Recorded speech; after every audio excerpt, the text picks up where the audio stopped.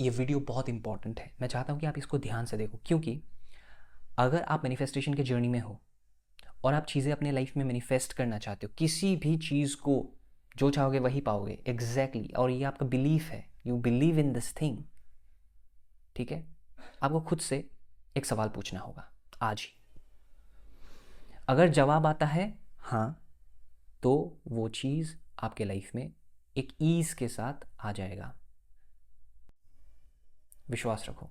लेकिन अगर जवाब आता है ना, या फिर पता नहीं यार, हो तो जाना चाहिए, मैं ट्राई तो कर रहा हूँ, पता नहीं होगा कि नहीं होगा, तब वो नहीं होगा। As simple as that.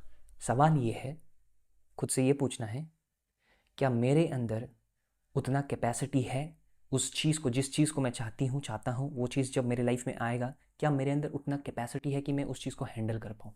बस।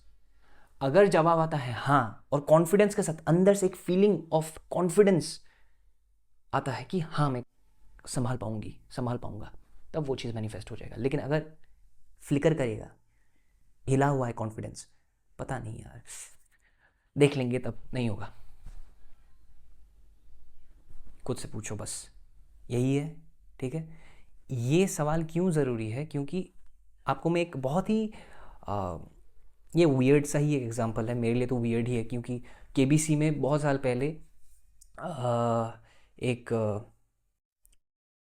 आदमी 5 करोड़ रुपीज़ आई थिंक जीता था, मुझे उनका नाम याद नहीं है और ना मैं लेना चाहता हूँ यहाँ पे, लेकिन just think about that person. उसके बाद क्या हुआ था? आफ्टर विनिंग 5 करोड़ रुपीज़, उनको हैंडल करना ही नहीं आया। तो व्हाट हैपेंड?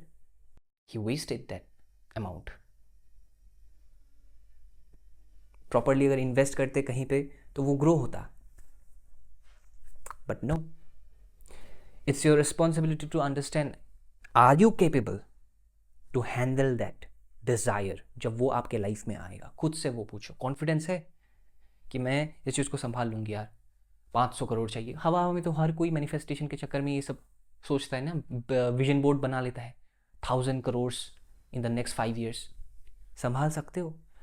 अपने अकाउंट में अगर मान लो 10 लाख रुपीज़ है, 15 लाख रुपीज़ है, क्या उसको तुम अच्छे से संभाल पाते हो? 20 लाख रुपीज़ है, क्या तुम उसको अच्छे से संभाल पाते हो? Do you know how to invest it in the correct place? If the answer is yes, तब आप वहाँ पे छलांग मार सकते हो, तब वो चीज़ बहुत रैपिडली होगा। लेकिन अगर हिला हुआ है, फ्लिकर करता है, 1000 रुपये भी आप अच्छे से सेव नहीं कर पाते हो, वो खर्च हो जाता है ऐसे ही बेफालतू का। कुछ भी फास्ट फूड खाते हो, इधर उधर खर्च करते हो, दोस्तों के साथ पार्टी, बस बात खत्म, पैसा खत्म। मान लो आपको एक जॉब चाहिए, एक तो आप फ्रेशर हो तो आपको एक जॉब चाहिए, नया अच्छा जॉब चाहिए, तो आप क्या करोगे? आपका एक सेट गोल होगा, आपका एक सेट अमाउंट होगा कि मुझे महीने का इतना चाहिए। तो यूनिवर्स आपको फटाक से उतना अमाउंट देगा ही नहीं, उतना अमाउंट का जॉब देगा ही नहीं। आपको क्या देगा? 5000, 10,000, 15,000, सो डेट आपका एक प्रैक्टिस हो जाए कॉर्पोरेट सेक्टर में या फिर कहीं पे भी, आप यूज टू हो जाओ। You understand the dynamics, how the office environment works, how people interact with each other, everything, office politics, this and that, everything.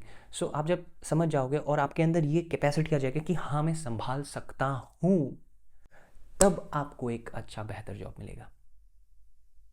लेकिन अगर उसको करने के बाद, या फिर उसको अगर आपने किया ही नहीं, सीधा आप बस उसी सेट अमाउंट पे ही अटके हुए हो, तो कभी आप जॉब फाइंड ही नहीं कर सकते, आपको मिलेगा ही नहीं कभी।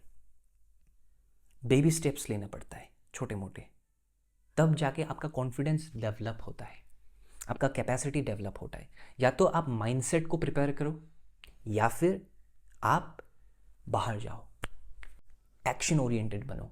या तो माइंडसेट को एकदम कॉन्फिडेंस से भर दो और आप खुद ही कुछ कुछ चीज़ें छोटे मोटे अपने घर में ही या फिर आसपास कहीं पे भी आप करने लग जाओ।